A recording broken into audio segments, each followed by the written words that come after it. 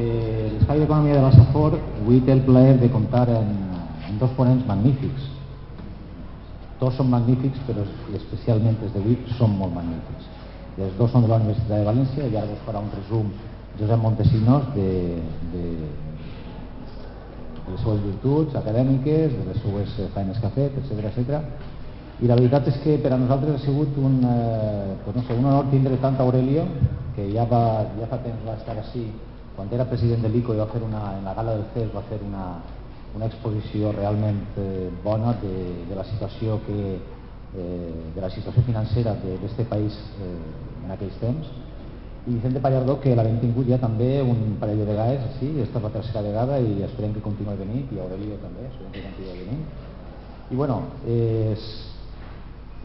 ha sigut un poc, vaig veure este llibre en una llibreria de Gandia, me va cridar molt l'atenció per els dos ponents i aprofitant que havien escrit el llibre li vaig comentar a Josep Montesinos que vinguera a presentar-los, o sigui, que els convidara per a tindre-los així en nosaltres.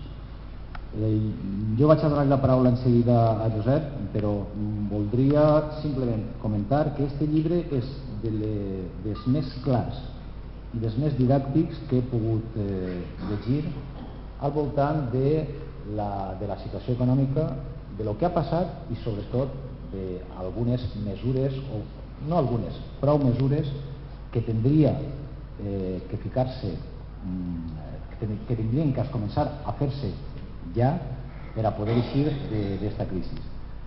El llibre es diu Los 7 pecados capitales de la economía española, de la euforia al rescate. És un llibre molt aconsellable. Després li vaig a dir que me'l firmen els dos, perquè aprofitant que estan així, evidentment vull que me'l firmen. I res, li dono la paraula a Josep per a que els presente.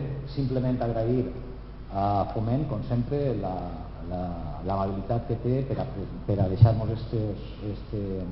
este saló per a fer les presentacions, i agrair a tots vostès que han estat així la seva presència, que jo crec que no sabrà mal perquè mereix la pena escoltar aquestes dues persones. Moltes gràcies. Molt bé, moltes gràcies. En primer lloc, agrair la seva presència, la presència del públic, agrair la presència dels membres de la taula.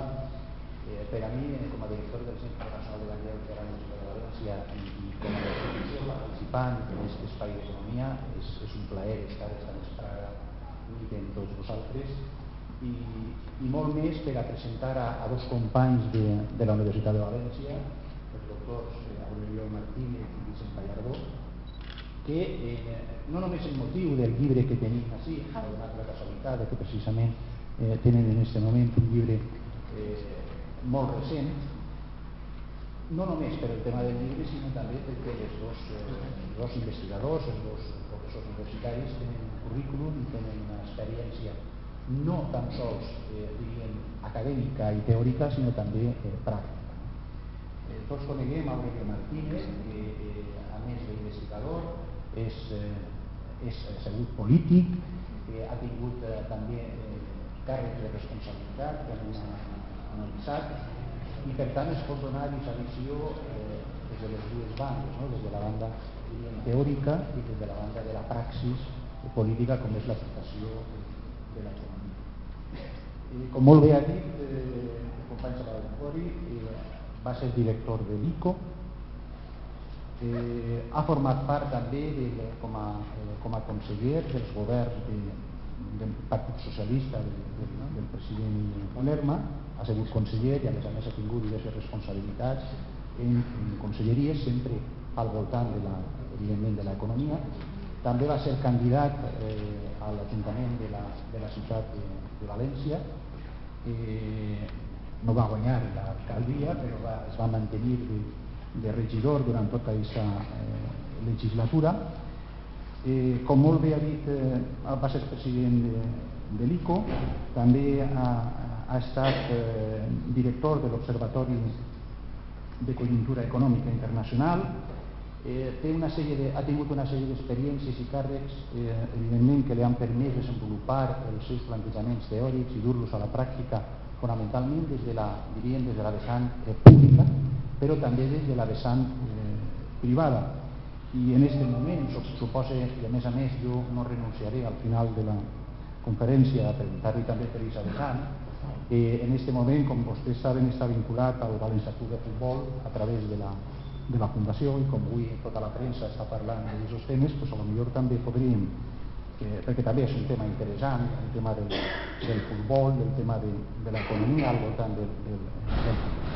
Vaig a llegir-los només algunes de les seues publicacions, reflexions entorn a la crisi econòmica dels anys 70. Va molt bé precisament en el treball que té junt amb el professor Pallardó, perquè un dels aspectes del treball és que també volen fixar que no és la primera crisi que tenim, no és la primera crisi que hem passat, és a dir, sempre s'estem mirant el melic i pareix que això siga la final del món i que ningú en la història hagi passat. El que passa és que en ocasions no tenim memòria històrica, que també en els 70 la crisi va ser molt dura i tots coneguem, perquè a més l'edat dels que estem així presents també hem patit aquesta crisi. També la dinàmica exportadora del País Valencià, la estructura industrial y generación de empleo en la economía murciana, la coyuntura y la crisis económica, apuntes sobre su interpretación, la economía internacional, 10 años de crisis, etcétera, etcétera. El profesor Vicente Pallardó, els dos també són del mateix departament de la Universitat de València, també el mateix que el professor Abel Martínez, que és doctor en econòmiques, també és màster, també és investigador, ha estat director del departament, ha estat director del màster, director d'anàlisi de l'OCEI entre els anys 2002 i 2004, director del màster interuniversitari, etc. És un especialista en àrees de comercialització, té nombroses publicacions, vaig a llegir només algunes d'elles, i en última instància entraré un poc en l'última. Las políticas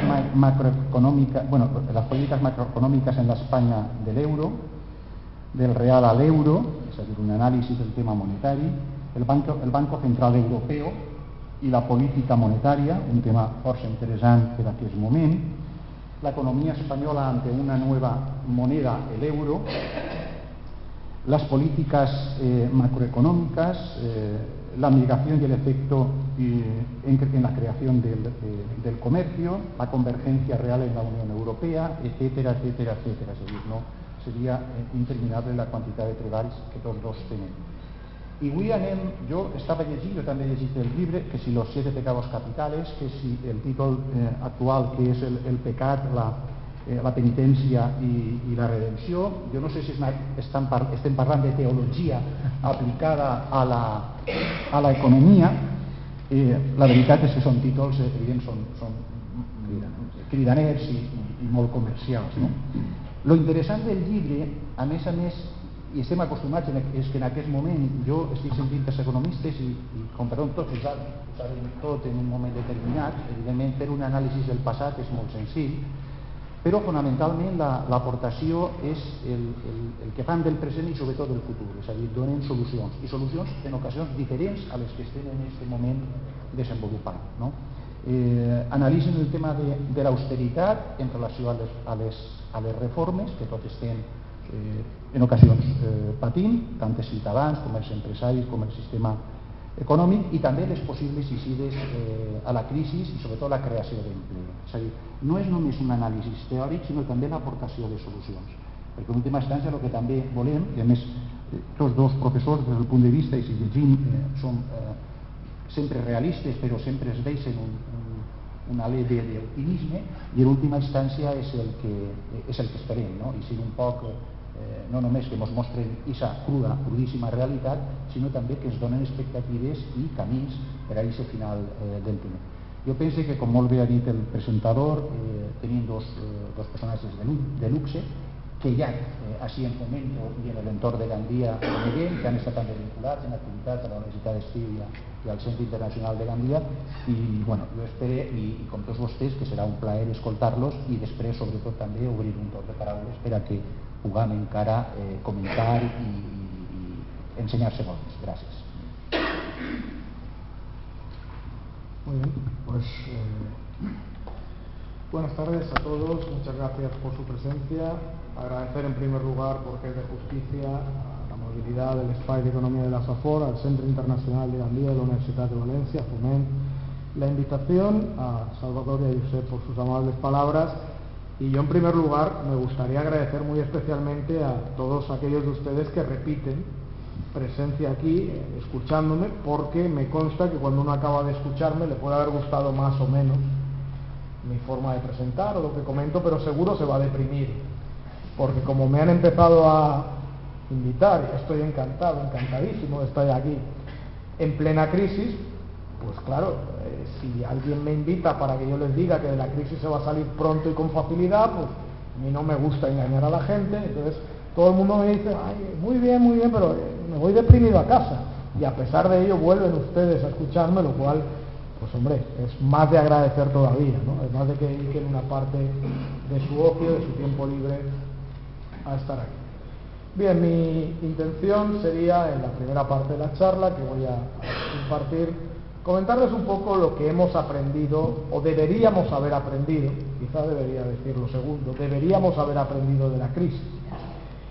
Darles unas pinceladas de por qué hemos estado ahí, a grandes rasgos, y ya lo sabemos, ya lo hemos hablado, pero bueno, de eso que sabemos que nos ha llevado ahí, ¿qué hemos aprendido? ¿Qué conclusiones hemos sacado? Y les voy a ofrecer, dado que aquí tenemos 7 pecados capitales, pues y por seguir con la analogía de la teología, voy a ofrecerles los 10 mandamientos, ¿no?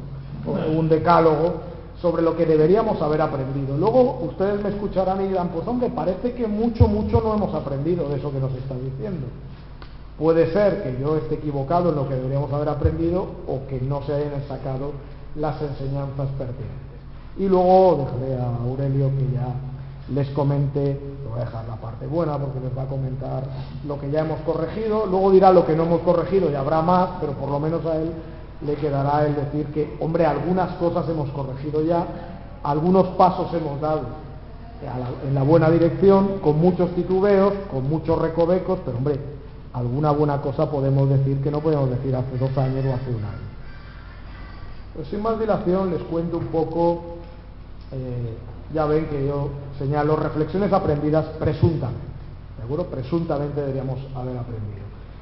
En primer lugar, deberíamos haber aprendido que el mundo está cada vez más integrado y que por tanto las crisis son globales, cada vez más son globales y que para salir de la crisis hacen falta 2 cosas. Una, coordinación. Si cada país intenta salir por su cuenta, normalmente el resultado va a ser malo. Y segundo, liderazgo. La ciudadanía tiene, como lo señalo ahí, cada vez una menor credibilidad, o le merece una menor credibilidad algunos elementos, desde los grandes organismos multilaterales hasta la clase política, el proyecto de integración europeo, por ejemplo, eso a mí me parece dramático, el proceso de globalización que ha permitido sacar de la pobreza a muchos cientos de millones de personas en los países emergentes, y yo creo que la gente ha perdido mucha credibilidad en todo eso que son cosas que si se hacen bien son inequívocamente positivas. Entonces hace falta liderazgo, y hace falta un liderazgo coordinado. Y es verdad que hay muchas cumbres internacionales, es verdad que hay muchas fotografías, pero primera lección que deberíamos haber aprendido, no la hemos aprendido mucho. Tenemos demasiado enfrentamiento y poco liderazgo. Y si ustedes observan, sin ir más allá de Europa, el continuo flujo de acusaciones dentro de los gobernantes de unos y otros países europeos, es comprensible que haya una cierta decepción o mucha decepción entre la población y, lo que es más preocupante, tendencias a los extremismos y a los populismos. Y con eso la historia nos cuenta que no se sale de las crisis. Pero para evitarlos hace falta coordinación y liderazgo. En esto no soy demasiado optimista, la verdad. Segunda idea, esta yo creo que nos ha costado aceptarlo, pero en general lo hemos aceptado. La crisis española es fundamentalmente responsabilidad nuestra. Es verdad que de unos más que otros, y que quizás el reparto de los costes no ha sido equivalente al reparto de las responsabilidades, y eso también indigna mucho a los ciudadanos. Pero yo diría que, aun considerando que, como se presenta ahí, ha habido influencias exteriores que nos han dañado, que han dificultado, que han agravado nuestra crisis, y ahí les cito algunas, desde la crisis financiera global hasta esa falta de coordinación, la falta de respuesta europea. todo ello ha agravado la crisis, pero la crisis es fundamentalmente nuestra. Yo creo que durante un tiempo hubo una cierta resistencia. Quizá porque a la gente, al ciudadano medio se le decía, no, si todo va bien aquí, y luego de ir bien iba muy bien, y luego de ir muy bien iba mejor. Y por tanto, si tan rápido hemos cambiado mal, debe ser culpa de otros. Pues no, la responsabilidad básica es nuestra. Y yo creo que eso se ha ido aceptando con exigencia de que algunos que no han asumido ningún coste lo asuman. Y, hombre, empezar a ver que se abren algunos procesos judiciales a quien no se ha comportado adecuadamente, pues es reconfortante, aunque sea el último país que lo hace. Si uno mira en Estados Unidos, pues yo tengo dudas de cuántos miles de millones va a sacar el gobierno americano a los bancos y a los financieros. Por tanto, bueno, esa aceptación es importante. ¿Por qué? Primero, porque es cierto que la mayor parte de la responsabilidad es nuestra. Y segundo, porque incluso aunque no fuese cierto, nadie nos va a rescatar. De la crisis se sale con el esfuerzo de los ciudadanos, de los agentes de un país. Los demás nos pueden echar una mano, y una de las cosas que diré es que nos deberían echar una mano con más energía, pero la mayor parte del esfuerzo tiene que ser nuestro. Yo creo que esta segunda reflexión se ha aprendido, o esta segunda enseñanza de la crisis se ha aprendido mejor. Tercera idea. Esta no sabremos de momento si la hemos aprendido, aunque a mí me da un poco de miedo. Miren, la mayor parte de los pecados que se han cometido, lo que nosotros hemos hecho es casar cada uno de los problemas de la economía española con un pecado capital. Y hemos explicado en el libro por qué. Y prácticamente todos los pecados son previos a la crisis. Son los pecados los que nos llevan a la crisis. Es decir, los problemas de la economía española no se producen ahora. Ahora, bueno, cada uno intenta aportar en la salida, unos con más acierto, otros indudablemente con menos, pero el único pecado que tiene lugar ahora es la ira, el enfado de la población. Comprensible, aunque desde el punto de vista económico no nos va a ayudar mucho.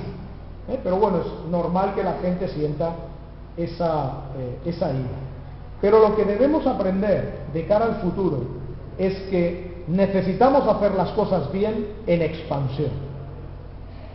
En la época de bonanza, les recuerdo que nosotros tuvimos esos 14 años, desde el 94 al 2007, ambos inclusive, en el que las cosas fueron muy bien.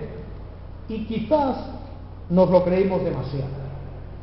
Quizás también no nos dijeron las cosas con claridad. O quizás nosotros asumimos nuestra culpa, no fuimos capaces de transmitirlo bastante a los ciudadanos que se estaban cometiendo excesos y que eso siempre se acaba pagando. Y por ejemplo, ustedes saben bien que si una familia gasta mucho más de lo que ingresa, pues al final siempre lo va a acabar pasando mal. Y eso en los países, salvo que uno sea Estados Unidos, también ocurre. Y por tanto esos excesos se cometieron antes de la crisis. ¿Lo habremos aprendido para la próxima vez que nos vaya bien? Espero que sí, porque ahora lo estamos pasando muy mal. Por tanto, no cometamos excesivos desequilibrios, no nos excedamos cuando disponemos de recursos, e invirtamos en el futuro. Invirtamos en I+D, invirtamos en capital humano, invirtamos en cosas que nos hagan ganar el futuro. Cuarta cuestión. Es difícil, el de Salvador nos lo planteaba en la entrevista, es difícil pretender arreglar una crisis con reformas estructurales. Las reformas estructurales son positivas si se hacen bien, pero siempre tienen resultados a medio y largo plazo. Y claro, cuando uno tiene 6 millones de parados, cuando uno tiene una recesión continuada, o escalonada, pero en general seguimos con el PIB, y vamos a estar 5 años más con el PIB por debajo, es decir, con la cantidad de bienes y servicios que producimos, vamos a estar hasta 2018 por debajo del nivel de 2008. Esa es la gravedad de la crisis. Habremos perdido 10 años de economía española. Cuando eso ocurre, decirle a los ciudadanos hay que hacer reformas cuyos resultados veremos al cabo de 2, 4, 6 años, pues es difícil. La gente quiere soluciones rápidas y hay que intentar ofrecer soluciones paliativos a corto plazo, pero las reformas son imprescindibles. Las teníamos que haber hecho en expansión. Esta es otra de las ideas básicas del libro. Las reformas hay que hacerlas cuando las cosas van bien. ¿Por qué? Porque en las reformas estructurales gana el conjunto de la sociedad y la economía, pero hay grupos concretos que pierden. Si las cosas van bien y hay dinero, el grupo que pierde puede ser compensado. Oiga, es que usted va a encontrarse en una situación difícil, es bueno para todos, pero puedo compensar. Si las reformas hay que hacerlas en épocas de crisis, no hay posibilidad de compensar a quien pierde. Y eso es un problema, porque el perdedor siempre se va a oponer, aunque sean reformas útiles.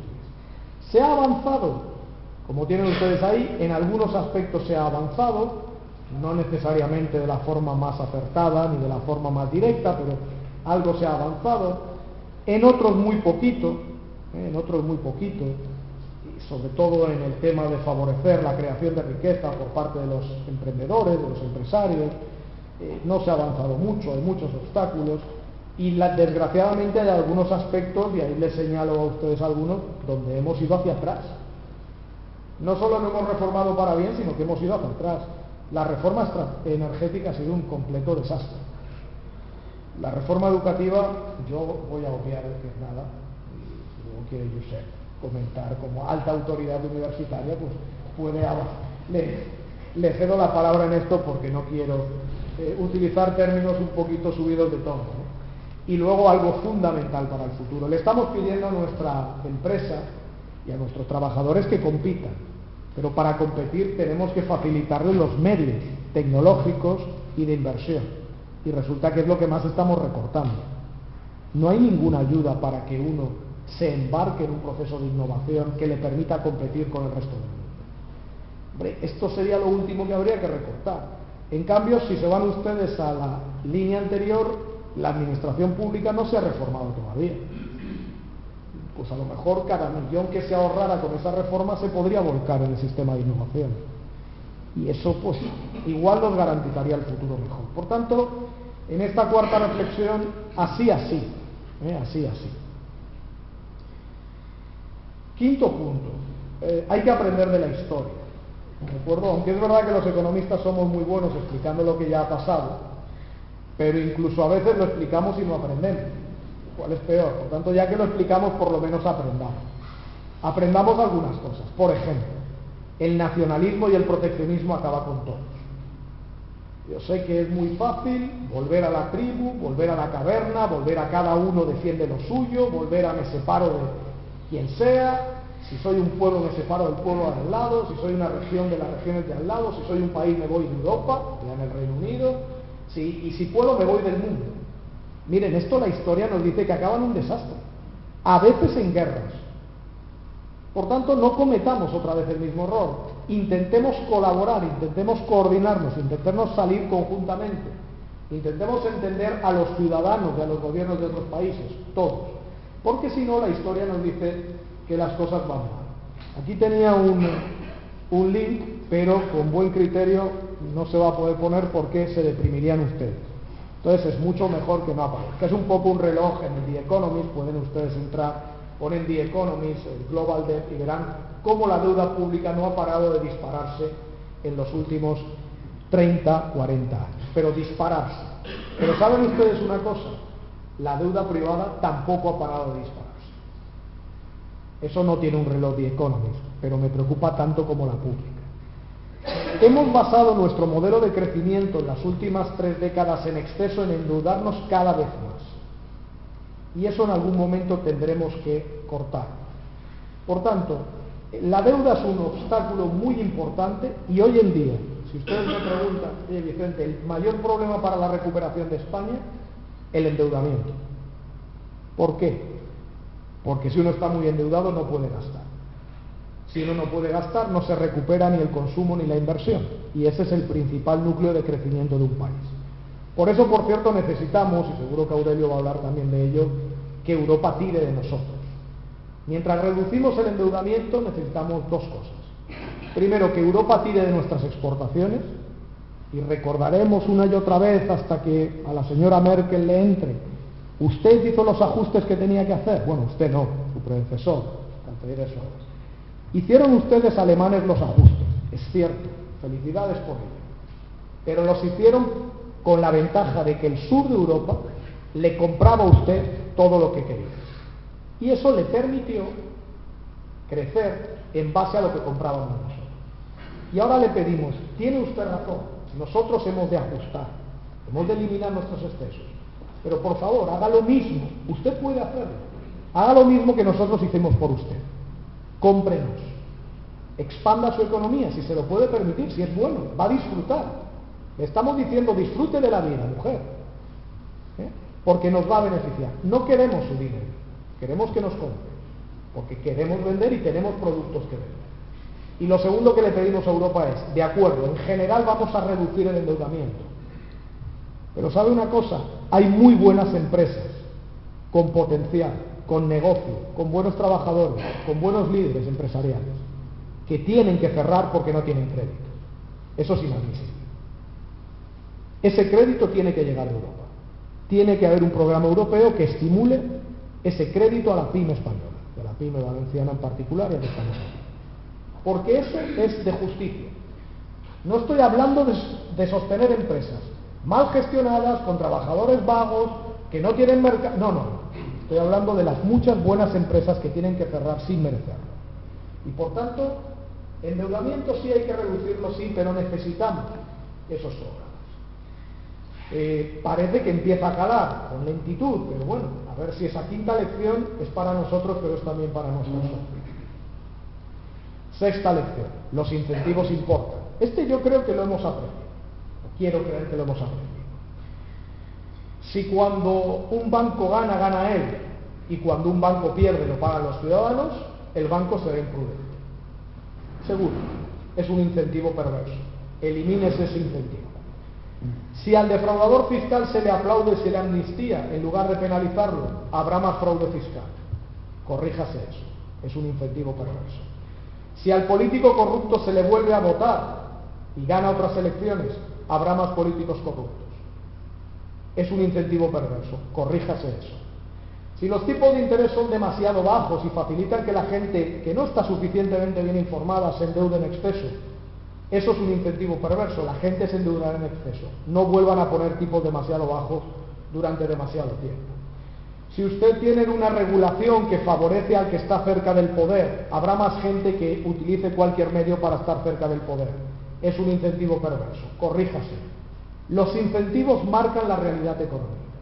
Los incentivos en los últimos años han sido muy malos en España. No solo en España, pero en particular en España. Corríjanse esos incentivos, nos irá mucho mejor. Creo que existe una cierta conciencia. De la conciencia a corregirlo, hay un trecho. Séptimo, otra cosa que es fundamental, los equilibrios macroeconómicos. Miren ustedes, si el sector público gasta demasiado cuando las cosas van bien, cuando van mal tiene que recortar. Y eso es un desastre. Se convierte en política fiscal no anticíclica. La política fiscal tiene que ir contra el ciclo. Cuando las cosas van bien hay que ahorrar. Los países nórdicos lo hacen y les va muy bien. ¿Por qué? Porque cuando van mal, ¿saben ustedes lo que hay que hacer cuando las cosas van mal? ¿Qué debe hacer la política fiscal? Subir el gasto y bajar los impuestos. ¿A ustedes les parece que es esto lo que se está haciendo? Pero no es lo que se está haciendo, al margen de que haya cosas que no le gusten independientemente de la situación, porque durante el tiempo de bonanza no se hizo lo que había que hacer. Entonces, si cuando se ingresaba mucho por el tema inmobiliario se gastaba hasta el último euro y un poco más, pues ahora no hay, y hay que subir los impuestos, siempre. No es el momento de subir los impuestos, no debería ser. Lo mismo que si uno crece ignorando completamente la productividad, la competitividad, el esfuerzo, la innovación, bueno, pues todo ladrillo. Pues eso se paga. Si vivimos del dinero que traen, que los demás nos dan, bueno, es responsabilidad también de los demás, pero al final lo hemos de devolver. No perdamos de vista los equilibrios macroeconómicos, ¿de acuerdo? Para el futuro tengámoslos en cuenta. A los que insistíamos en esto en los años previos a la crisis, a mí me lo han llamado, nos llamaban fanáticos. Algunos fanáticos más nos hacen falta, de los desequilibrios, no para otras cosas. Fanáticos de los equilibrios nos hacen falta algunos en España. 8. Este es muy breve. Miren, yo, si tuviera responsabilidades políticas, el compañero puede hablar de esto, y yo sé que él está de acuerdo con esto y no ha ido por el mundo dando lecciones. La idea es, no demos tantas lecciones al resto del mundo, que dimos muchas, recuerden ustedes, y no hablo de uno u otro partido o el tercero, en España todo el mundo daba lecciones, en Europa, en Latinoamérica, Estados Unidos, Asia. Oiga, ¿y si resolvemos nuestros problemas primero y luego ya daremos lecciones? Y verán como hay mucho trabajo resolviendo los problemas, no da tiempo a dar lecciones. ¿Saben por qué? Hombre, primero porque es feo dar lecciones cuando tú tienes problemas, pero segundo porque se paga. En Alemania no han olvidado que nosotros nos pasamos unos cuantos años dándoles lecciones de lo bien que hacíamos las cosas. Mira cómo crece España, mira cuánto empleo, mira cuánto capital traemos. ¿Creen que los alemanes lo han olvidado? No lo han olvidado. En Italia hubo un momento cuando estaba Berlusconi que dijimos, España ya va mejor que Italia, no queremos que nos relacionen con Italia, y cuando llegó Mario Monti, hizo a Italia más creíble que España, él dijo, miren, pues ahora no queremos nosotros saber nada de España. Cuando España e Italia deberían haber ido juntas en esta crisis, hacer un contrapeso en Europa, para equilibrar la fuerza de Alemania. Mira, España e Italia juntos pesan mucho, no es Grecia.